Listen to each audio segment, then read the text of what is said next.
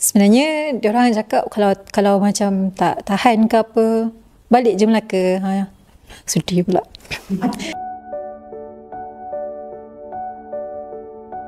Assalamualaikum. Hai, nama saya Nur Suhada binti Muhammad. Saya anak kepada Kapten Bersara Muhammad bin Bujal. Umur saya 27 tahun dan saya berasal daripada Melaka. Dan sekarang ni saya menetap di KL. Ayah saya merupakan Kapten Bersara. Ibu saya suri rumah tangga dan saya mempunyai 5 orang adik-beradik. Saya anak keempat. Saya dapat tahu mengenai Protege ni melalui hebahan di Facebook. Saya apply lah.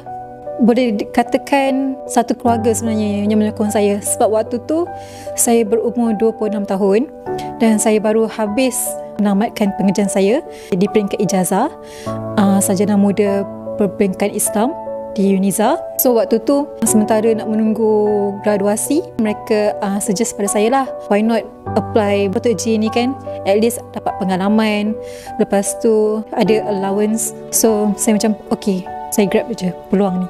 Dapat keputusan ditawarkan menjalani Protege di Yayasan Anti ni di bawah BIKAS ni seminggu sebelum tarikh kemasukan. Memang last minute semualah. Rumah pun dapat cek rumah, so saya duduk dekat Seremban dan saya bergerak sendiri daripada Seremban ke KL pulang alik. Ya, daripada first day saya bergerak sendiri, tak siapa pun hantar saya. Saya tak pernah memandu jauh selain daripada Melaka dan itu kali pertama. Saya sangat nervous sebab yalah, jalan KL ni bagi saya susah.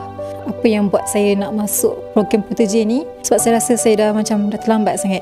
Umur saya dah 26, saya tak ada pekerjaan dan kawan-kawan saya semua dah bekerja, dah ada kerjaya masing-masing. So saya macam, yalah, saya cari pengalaman kat sini kan. Mana tahu saya ada rezeki saya dekat sepanjang jadi Protege ni menjadi pekerja tetap ke atau apa sebagainya. Tak sangka sebenarnya, sebabnya tahu mengenai itu pun seminggu sebelum tamat kontrak.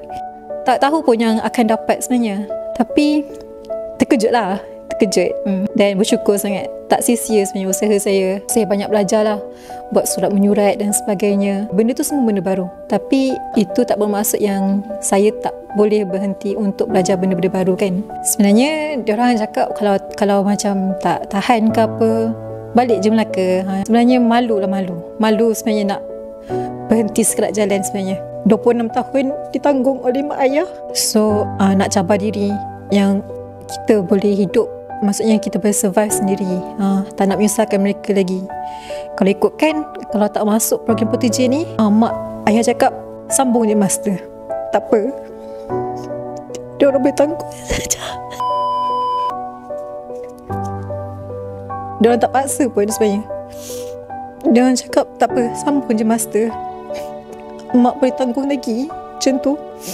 Tapi fikir macam dah banyak menyusahkan kan. So macam tak apalah, kuatkan diri, paksa diri. Walaupun masa macam penat, paksakan diri sebab tahu sebenarnya boleh buat. Itu yang sebenarnya. Terima kasih mak ayah sebab tak pernah give up dengan anak dah 27 tahun tapi kadang-kadang masih menyusahkan lagi. Tahu mak ayah tak pernah fikir tu beban, tapi kita sebagai anak kita rasa yang kita ni membebankan. Terima kasih. Terima kasih Yayasan LTFT dan BIKAS kerana menganjurkan program Protege ini. Terima kasih.